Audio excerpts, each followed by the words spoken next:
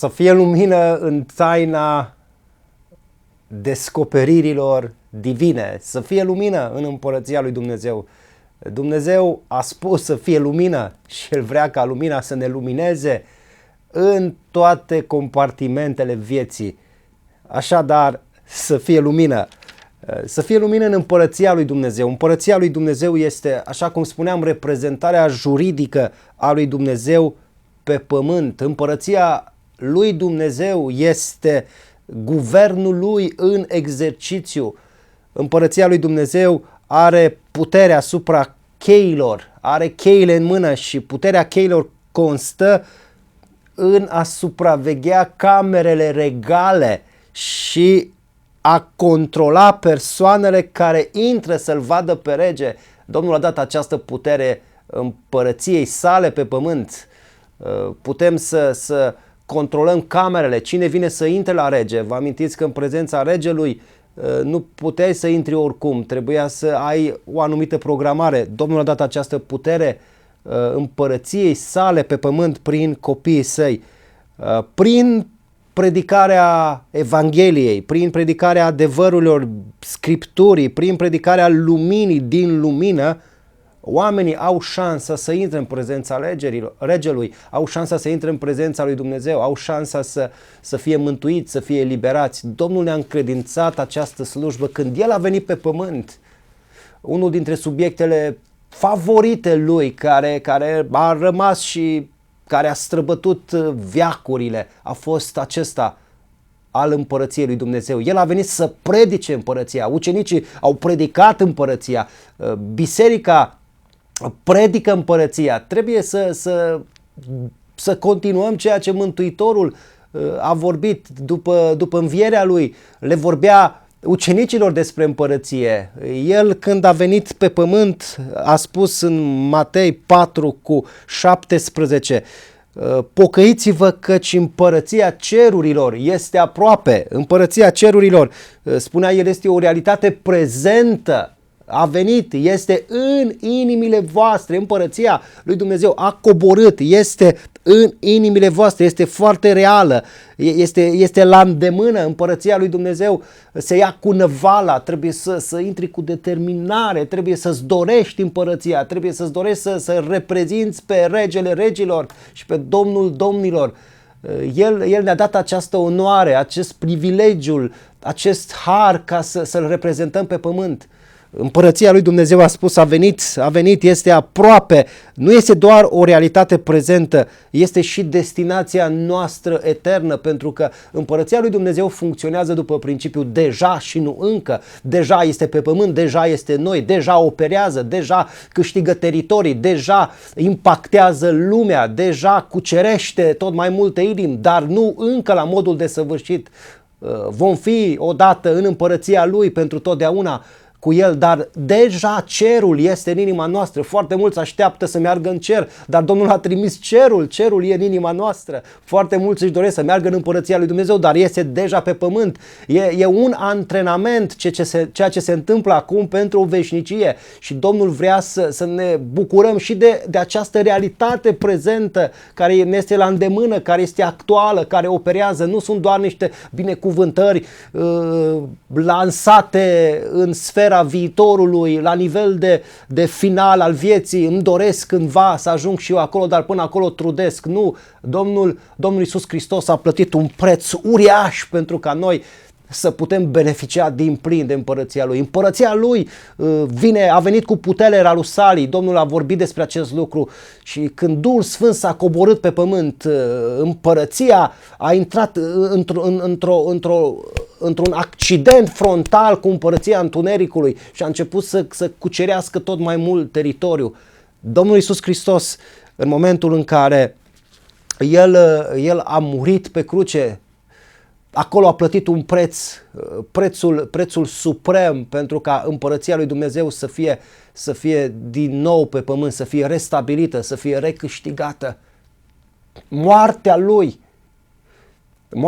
a adus totul înapoi. Prin moartea lui s-a plătit totul. Acum vreau să vă spun ceva. Umblarea lui Iisus pe pământ, învățăturile lui, viața lui ne-a adus un model. El a fost ispitit ca noi, ca și noi, în toate lucrurile, dar fără păcat. Efeseni 6, El este înainte mergătorul nostru, El este modelul nostru suprem, El a venit să trăiască o viață ca fiu al omului, ca fiu al omului a trăit și ne-a lăsat un model, spunându-ne că și noi putem să trăim ca El, și noi putem să fim ca El în toate. Una dintre lucrările diavolului pe care El a venit să o distrugă este și aceasta. Foarte, foarte mulți astăzi nu mai cred că e posibil să fii ca Isus. Nu mai cred lucrul acesta. Dar Isus, 1 Ioan 3,8, spune că a venit să distrugă lucrările diavolului. Așa că dacă în mintea ta este o sămânță de la cel rău și tu crezi că nu mai poți să fii ca El, lasă-L pe El ca orice răsad pe care l-a sădit El să fie dezrădăcinat. Orice răsad, orice plantă, orice fruct care n-a fost de la Dumnezeu, El vrea să-l scoată din rădăcini, din grădina noastră. Împărăția lui Dumnezeu este o grădină. Este o grădină și acest lucru îl descoperim în cuvântul lui Dumnezeu, cuvânt care descrie în mod plastic această imagine în Evanghelia după Luca, în capitolul 13 cu 18, cuvântul lui Dumnezeu spune astfel: El a mai zis, cu ce se aseamănă împărăția lui Dumnezeu și cu ce o voi asemăna? Se aseamănă cu un grăunte de muștar pe care l-a luat un om și l-a aruncat în grădina sa. El a crescut, s-a făcut copac mare și păsările cerului și-au făcut cuiburi în ramurile lui. Iată, împărăția lui Dumnezeu este asemănată cu o grădină în care semănăm, cu o grădină care se cultivă, cu o grădină care produce orice noi ne dorim, depinde de sămânța pe care o plantăm. O grădină care are o sămânță și sămânța este cuvântul lui Dumnezeu. Domnul a vorbit despre această stare de fapt atunci când a spus că El a aruncat sămânță bună în pământ, dar oponentul lui a aruncat neghină în timp ce oamenii dormeau. El a aruncat neghină în timp ce oamenii nu veghează, în timp ce oamenii greșesc, în timp ce oamenii păcătuiesc, în timp ce oamenii nu sunt atenți, în timp ce oamenii nu sunt sensibili. El aruncă sămânța lui, în timp ce nu veghezi, aruncă o sămânță în grădina ta, în mintea ta și dacă nu o identifici, dacă nu o localizezi, dacă nu o detectezi, dacă nu o definești, nu poți să o scoți de acolo și ea crește în grădină.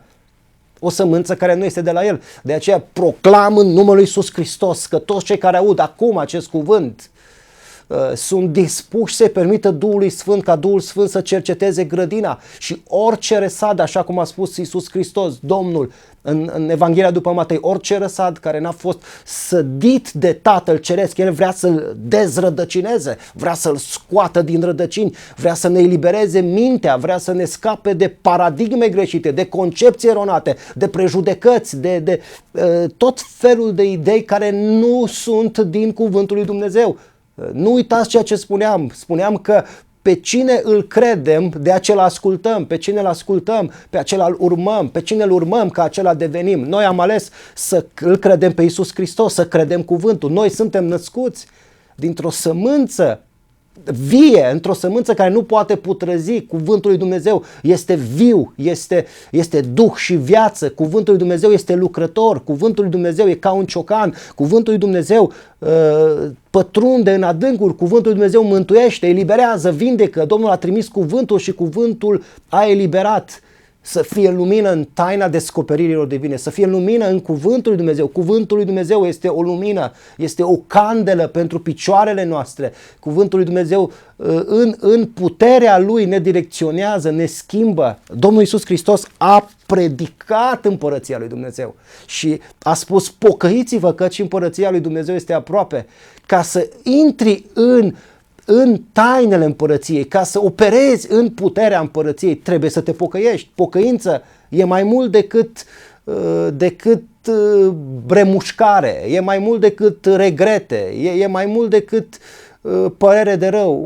Unii se pocăiesc, dar nu se pocăiesc total, nu se pocăiesc radical, se pocăiesc pe jumătate. De exemplu, ei au anumite remușcări, spun, oh, am remușcări, am păreri de rău, mă pocăiesc.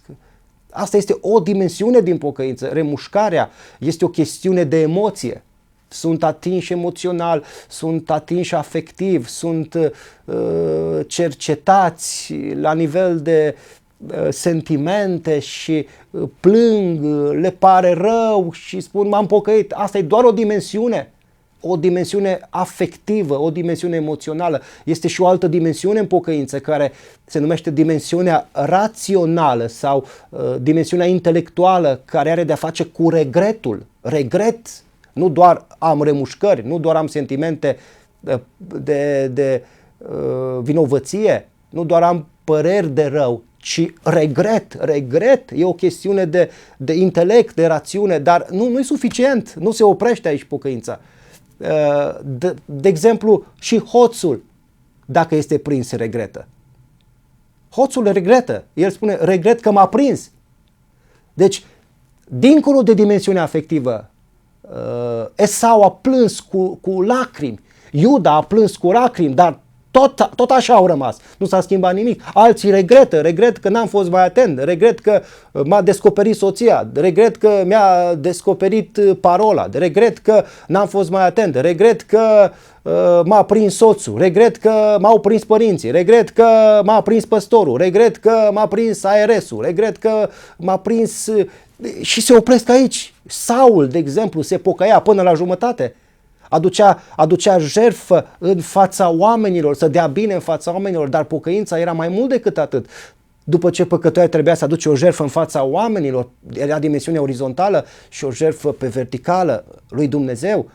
Și asta însemna crucea, te reașeza în poziție corectă cu Dumnezeu. Deci spuneam, pocăința nu e doar o chestiune de sentimente, de păreri de rău, de remușcări. E mai mult decât atât. E și o chestiune intelectuală. E ceva legat de regret. Regret că am păcătuit, regret că l-am ofensat pe Dumnezeu, regret că nu l-am ascultat. Dar dincolo de asta, o a treia dimensiune este dimensiunea volitivă, la nivel de voință, în care eu îmi doresc să fiu schimbat, îmi doresc să nu mai trăiesc așa cum a trăit. Această dimensiune a schimbării nu vine să schimbe doar starea mea, doar comportamentul, ci mă ajută să renunț. Deci pocăința e o chestiune de, spuneam, 1, o chestiune de remușcare, de emoție, o chestiune de regret, de rațiune și o chestiune de renunțare, adică de voință. Dar după ce am renunțat la dorința mea de a păcătui, Dumnezeu vrea mai mult decât atât. Pocăință însemnează și să primesc, să adopt mintea lui Iisus Hristos, gândul lui Iisus Hristos, să fiu înnoit în gândul minții, să gândesc ca El. Vă binecuvântez în numele Domnului Iisus Hristos și declar că gândul lui Hristos va prima și mentalitatea Lui va rămâne în mintea noastră. Declar că mentalitatea împărăției lui Dumnezeu operează chiar acum, în timp ce ascultăm cuvântul acesta. Domnul să spulbere orice altă mentalitate. Domnul nu vrea să avem mentalitatea confesiunilor, indiferent ce etichetă religioasă avea, nu are nicio valoare în ochii lui Dumnezeu. Domnul vrea să avem mentalitatea împărăției, mentalitatea cerului, mentalitatea lui Hristos, gândul lui Hristos. Și de aceea orice gând care nu este de la El, îl facem rob ascultării de Hristos. Orice gând care vine din orice altă direcție, îl supunem, îl subordonăm domniei lui Hristos și declar că domnia lui Hristos funcționează peste mintea noastră, peste citadela minții, peste sentimente, peste voință, peste întreaga personalitate. Declar în numele lui Iisus Hristos că cuvântul Lui ne transformă sentimental, ne transformă rațional, ne transformă la nivel de comportament, ne transformă în gândire, în mentalitate. El vrea să avem gândul lui Hristos. Cuvântul lui Dumnezeu aduce lumină, slăvit să fie El. Să fie lumină în mintea noastră, să fie lumină în inimă, să fie lumină în trăire, în umblare, în viață, în relații, să fie lumină în biserică. Și lumina spulberă întunericul, lumina intră în coliziune cu ignoranța, lumina intră în ciocnire cu orice plan demonic și le spulberă unul după celălalt până când omul rămâne cu o minte binecuvântată. De aceea pacea lui Dumnezeu care întrece orice pricepere să stăpânească rațiunea noastră, gândurile și sentimentele în Iisus Hristos și Dumnezeul păcii, Dumnezeul echilibrului, Dumnezeul binecuvântării să rămână cu noi. Dumnezeul păcii este cuvântul shalom acolo, Dumnezeul abundenței să ne binecuvânteze cu tot felul de binecuvântări în Iisus Hristos. În Iisus Hristos, să fim binecuvântați. Iată, împărăția lui Dumnezeu este ca o grădină. Noi semănăm în ea, noi aruncăm semințe prin ceea ce vorbim. De aceea este vital să ne aliniem vorbirea, să ne aliniem mărturisirea, să ne aliniem confesiunea noastră după cuvântul lui Dumnezeu și să declarăm ceea ce a declarat Dumnezeu despre noi. Să spunem despre noi ce a spus Dumnezeu că suntem, să spunem despre noi ceea ce avem, ceea ce a spus Dumnezeu că avem, să spunem despre noi ceea ce a spus Dumnezeu că putem. Asta e lupta credinței. Mă lupt să cred ceea ce Dumnezeu a spus despre mine și refuz în același timp să primesc orice alt gând, orice altă mentalitate, orice altă părere, să accept perspectiva lumii. Știți care este tragedia care se întâmplă astăzi? Unul dintre marii statisticieni creștini pe nume George Barna, studiind bisericile creștine din America, a constatat că în jur de 90% dintre creștinii care pretind că sunt născuți din nou nu au o mentalitate, o perspectivă biblică asupra vieții. 90%! Și ce este și mai trist e că 51% dintre liderii, dintre păstorii mișcării evanghelice nu au o perspectivă biblică asupra vieții. Când e vorba de anumite păcate, de anumite lucruri care se promovează la ora actuală, ei nu au niciun punct de vedere biblic. De aceea se scaldă în tot felul de opinii, în tot felul de studii, în tot felul de păreri omenești care nu sunt din cuvântul lui Dumnezeu. De exemplu, când e vorba să aibă un cuvânt pentru mișcarea feministă, nu au o perspectivă biblică. Sunt tot felul de mișcări. Este acum un fel de masculinizare a femeilor. Femeile, prin această mișcare feministă, au încercat să adopte prerogativele bărbaților ca să iasă în evidență. Este efeminizarea bărbaților. Bărbaților li se fură această capacitate de cuceritori. Și încearcă lumea să îi îmblânzească, să fie ca femeile. De aici s-a născut o altă mișcare, mișcarea homosexuală, care câștigă tot mai mult teren. Nu vreau să arunc un cuvânt de osândă asupra lor, să rămână impresia că eu i-aș condamna. Eu nu sunt chemat, nu am mandatul acesta să condamn pe nimeni. Nu-i condamn, dar în același timp noi condamnăm păcatul și încercăm să facem ceva pentru ei. De exemplu, în România avem mișcarea pro-life împreună cu soția care este medic. Nu doar ne-am rezumat să condamnăm avorturile, care sunt în jur de 1 milion pe an, de la Revoluție din 89 până acum, peste 24 de milioane de avorturi, prin acest blestem care apasă greu asupra României. Este foarte ușor să condamni femeile care avortează, este foarte ușor să condamni homosexuali, este foarte ușor să condamni lesbienele, este foarte ușor să condamni pe cei care spun că au gen diferit, nu mai sunt bărbați 100%, nici femei 100%, este foarte ușor să condamni avortul, este foarte ușor să condamni pe cei care abandonează copiii, este foarte ușor să condamni părinții, tații care pleacă din familii, e foarte ușor să condamni pe cei care divorțează. Asta e cel mai ușor lucru pe care îl poți face. Dar Dumnezeu nu ne-a chemat la asta. Domnul ne-a chemat să facem ceva pentru oamenii aceștia.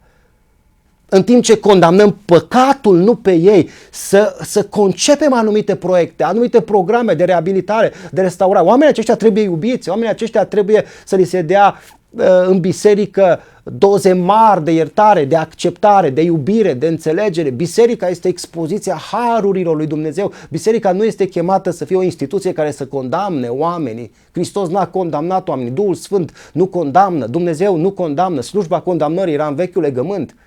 Așa că Domnul să ne ajute să ne pocăim de această mentalitate a condamnării și să începem să nu-i mai condamnăm, să începem să iubim și să facem ceva pentru ei, pentru a-i reabilita, să ne punem la dispoziție, să creăm centre. Noi am creat această fundație de îngrijiri la domiciliu a celor în vârstă, de consiliere a celor care păcătuiesc, a femeilor care avortează. Încercăm pe lângă slujirea în biserică să avem impact în societate. Împărăția lui Dumnezeu trebuie să penetreze societatea, trebuie să ajungă în viața celor care trăiesc în păcate. De aceea a spus Hristos, pocăiți-vă căci împărăția lui Dumnezeu este aproape. Domnul să ne dea această pocăință reală, această pocăință autentică în care să ne schimbe, prin care să ne schimbe mintea, mentalitatea, să avem gândul lui Hristos, să avem mentalitatea lui Hristos. Hristos nu condamna, Hristos îi iubea pe păcătoși, era prietenul lor, nu era dușmanul lor.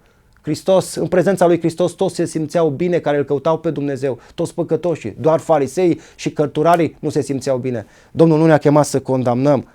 Împărăția lui Dumnezeu este ca o grădină, Domnul ne cheamă să semănăm în ea, să semănăm cuvântul Său, să ducem cuvântul în timp ce predicăm cuvântul, ce rostim. Duhul Sfânt vine și activează acest cuvânt în inimile oamenilor și transformă viețile oamenilor, transformă mentalitatea, spulberă toate acele idei, acele ideologii eronate care nu sunt din cuvântul sfânt al lui Dumnezeu. Declar că împărăția lui Dumnezeu se manifestă pe pământ așa cum se manifestă în cer. Pentru că aceasta a fost rugăciunea Domnului Iisus Hristos. Când El s-a rugat, a spus: Tatăl nostru care ești în ceruri, sfințească-se numele Tău, vie împărăția Ta, facă-se voia Ta, precum în cer, așa și pe pământ. Frații mei, în cer nu este boală și Domnul vrea ca pe pământ să nu fie boală. Dacă boala s-a lipit de noi, Domnul vrea să, așa cum Pavel s-a scuturat de năpârcă și a aruncat-o în foc, Domnul vrea să ne scuturăm de aceste lucruri murdare ale lumii, de lucrările diavolului. Boala este lucrarea diavolului, niciodată nu este lucrarea lui Dumnezeu. Niciodată Dumnezeu nu este glorificat prin boală, mai mult decât altceva. Dumnezeu nu este glorificat prin păcat, nu este glorificat prin boală, nu este glorificat prin lucrările celui rău. Boala nu a fost intenția lui Dumnezeu pentru om. El vrea ca așa cum e în cer să fie și pe pământ.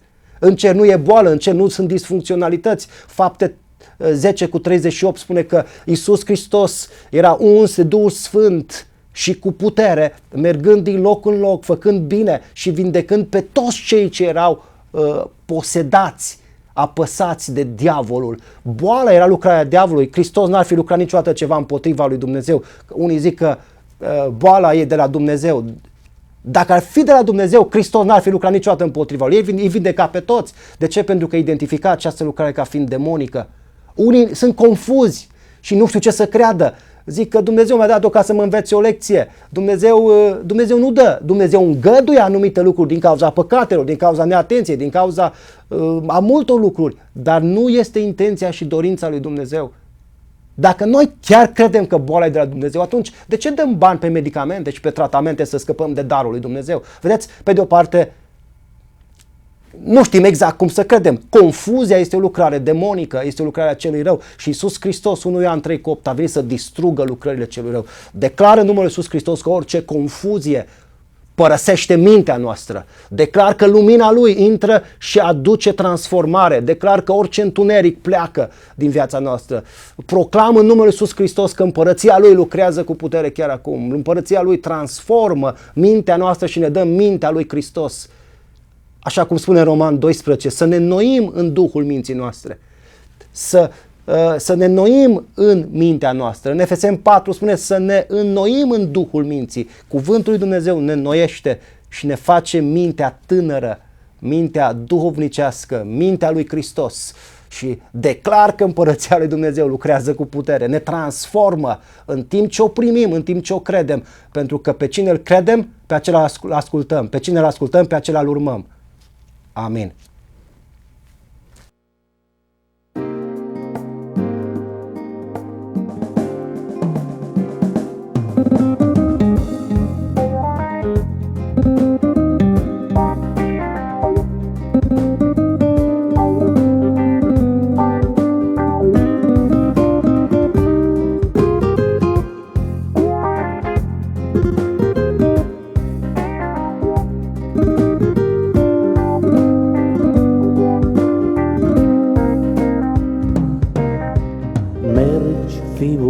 mereu bucuros, nu te opri și niciodată înapoi nu mai privi. Tot ce e în urmă uită și nu-ți aminti chinul de aici, viața fără bucurii. Mergi, fiul meu, cu iubire către cer, căci doar acolo lacrimile noastre pierd. Și vom uita tot ce am suferit când vine ziua marelui sfârșit. Mergi, fiul meu, cu iubire către cer, căci doar acolo lacrimile noastre pierd. Și vom uita tot ce am suferit când vine ziua marelui sfârșit.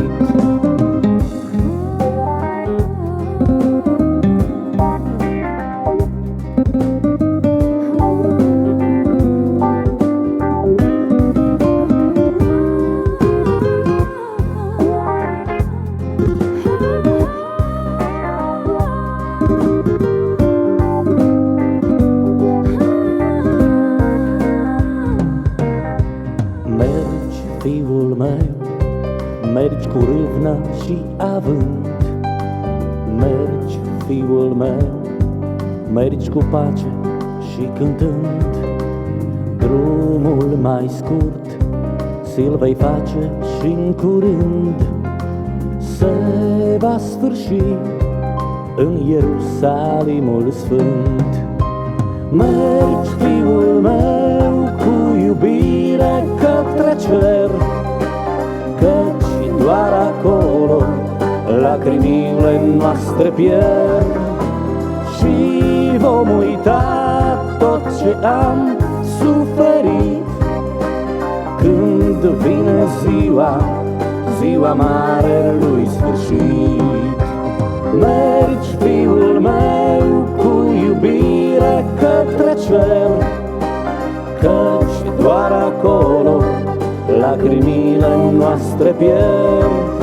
Și vom uita tot ce am suferit când vine ziua marelui sfârșit.